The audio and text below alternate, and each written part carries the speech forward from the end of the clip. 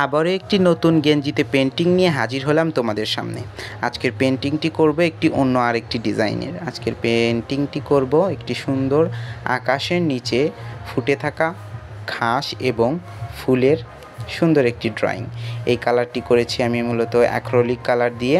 প্রথমত আমি আকাশ আর্ট করার জন্য নেভি ব্লু কালার ব্যবহার করেছি। তারপরে নেভি ব্লু কালার দিয়ে মাঝখানে যে জায়গাগুলো ফাঁকা আছে ওই জায়গাগুলোতে আমি হোয়াইট কালার দিয়ে কম্বিনেশন করে নিচ্ছি। খুব ভালো করে এটা ব্লেন্ড করতে হবে যাতে আকাশ বাস্তব রূপে ফুটে ওঠে, একটা বাস্তবতার সাথে একটা মিল রেখে। এটা খুব সাবধানভাবে এটা আর্ট করতে হবে, খুব সুন্দরভাবে আর্ট করতে হবে যাতে এটা বাস্তবের মতো লাগে। প্রথমত এই কাজটি আমাদের শেষ হয়ে গেলে আমরা নিচে ঘাস আঁকার চেষ্টা করব। ঘাস আঁকার জন্য আমি একটা সবুজ কালার ব্যবহার করেছি, খুব ডিপ কালার যেটা সেটা ব্যবহার করেছি, কারণ এরপর হালকা কালার দিয়ে হাইলাইট করব আমি। এরপর আমি যে কালারটি দেব সেই কালারটি হচ্ছে যে হলুদ কালার দিয়ে আমি একটু পাতাগুলোকে হাইলাইট করে দেব। হলুদ কালারের কাজটা শেষ হয়ে গেলে পরবর্তীতে আমি আবার কালার ইউজ করব, সবুজ কালারটা ইউজ করে আর একটু হাইলাইট করব। হাইলাইট করাগুলো শেষ হয়ে গেলে পরবর্তীতে আমরা ফুলের যে ডাঁটগুলো থাকে ওই ডাঁটগুলো আর্ট করার চেষ্টা করেছি।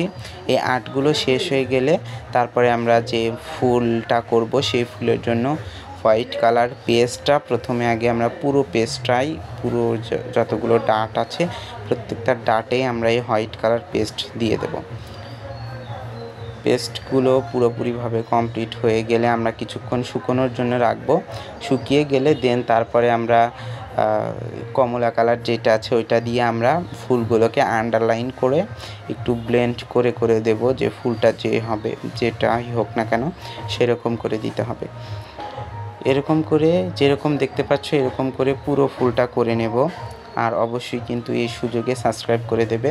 আর এরকম নতুন নতুন গেঞ্জি এবং বিভিন্ন ধরনের ভিডিও পেতে তোমাদেরকে কমেন্ট করতে হবে, লাইক করতে হবে।